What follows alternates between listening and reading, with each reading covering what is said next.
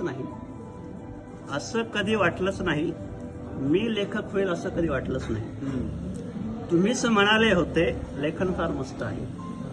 तुम्हीच म्हणाले होते लेखन फार मस्त आहे म्हणून मी लिहिता झालो.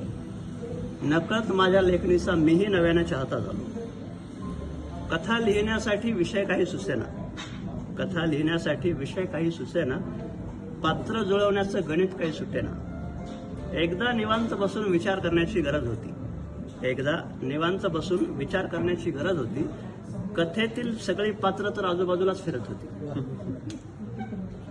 शब्द थोडे जोडले आणि दिली कल्पनेची जोड. शब्द थोडे जोडले आणि दिली कल्पनेची जोड. तेव्हा जागी झाली माझ्या लिहिण्यातली खोड. कल्पना मग कागदावर उतरल्या अशा काही. कल्पना मग कागदावर उतरल्या अशा काही. वाचकांच्या आनंदाला लिमिट उरली नाही. हे आता तुमच्या मित्रांसाठी सगळं. तुमच्यामुळे मित्रांनो शायरीला भर आला. शब्दांचा अर्थ झाला. कवितेला पान लाभलं. पुस्तकाखाली माझं नाव लागलं. मागे वळून बघताना आठवतोय सगळा त्रागा. म्हणजे किती अवघड आहे पुस्तक लिहिणं. मागे वळून बघताना आठवतोय सगळा त्रागा. विचारांची झालेली खिचडी आणि मेंदूचा झालेला भुगा. मित्र म्हणाले वा आणि मैत्रिणी म्हणाल्या क्या बात है. मित्र म्हणाले वा आणि मैत्रिणी म्हणाल्या क्या बात है.